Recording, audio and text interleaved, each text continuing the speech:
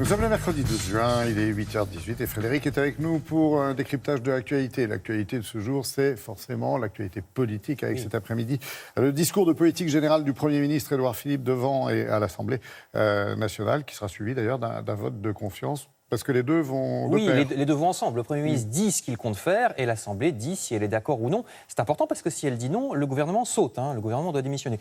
Ça n'arrive jamais, je vous rassure. Enfin, c'est arrivé une fois dans les années 60, une censure du gouvernement. Depuis, les gouvernements ont toujours eu des majorités claires.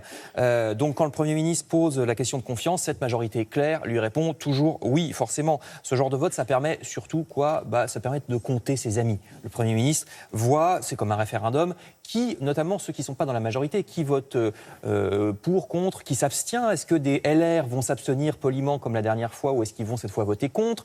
Il y a aussi des LR ou des anciens LR plus précisément qui votent pour, donc qui se rassemblent, qui se rapprochent de la majorité. Franck Riester, lui, alors il a fondé son propre parti, Agir, lui évidemment il va voter oui, forcément puisqu'il est ministre, il est ministre de la Culture, donc appartenant au gouvernement il ne va pas voter non ni s'abstenir, mais voilà, ça permet de compter ses amis, ses ennemis. Je vous rappelle que même au pire moment des frondeurs contre le gouvernement Valls, très peu osaient déposer une motion de défiance, la voter, etc. Donc vraiment c'est quelque chose qui arrive très rarement.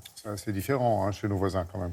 Oui, alors chez nos voisins, il y a le poids de l'histoire. En Grande-Bretagne, je vous ai expliqué lundi que comme le Premier ministre est forcément le chef du parti majoritaire, tout se passe à l'intérieur du parti. Voilà. Theresa May a laissé tomber quand elle voyait qu'elle n'arrivait plus à rien faire et c'est le parti qui va décider qui va lui succéder. En Allemagne, il y a le poids de l'histoire qui est très très lourd, comme vous le savez, puisque tout est fait en Allemagne pour éviter ce qui s'est passé dans les années 30, c'est-à-dire une instabilité ministérielle terrible qui a fait monter progressivement les nazis et qui a mené Hitler à la chancellerie. Alors pour éviter ça, que font les Allemands maintenant ? C'est que maintenant, si on veut renverser un gouvernement en Allemagne, on est obligé en même temps, le même jour, par le même vote, de nommer le nouveau. En 82, c'est la dernière fois que ça s'est produit. Et quand le Bundestag a renvoyé Helmut Schmidt, il a été obligé de nommer en même temps son successeur. Comme ça, il n'y a pas d'obstruction, il n'y a pas d'instabilité. C'est toujours comme ça que ça se passe. Autre gage de stabilité en Allemagne, Madame Merkel, par exemple, gouverne aujourd'hui avec son parti conservateur, mais aussi avec les sociodémocrates, mais sur base d'un contrat de coalition. Et elle sait que si elle enfreint ce contrat,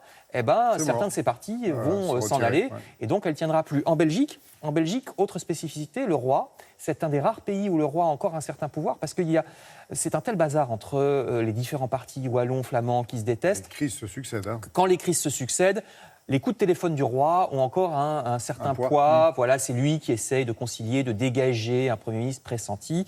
Donc voilà pour ce qui est des spécificités chez nos voisins. Je reviens à ce vote aujourd'hui d'Édouard Philippe qui sera forcément positif. Ça n'a pas toujours été le cas dans les régimes précédents en France. Le précédent, la 4e République, il y avait un gouvernement en moyenne tous les 6 mois, ça changeait tout le temps.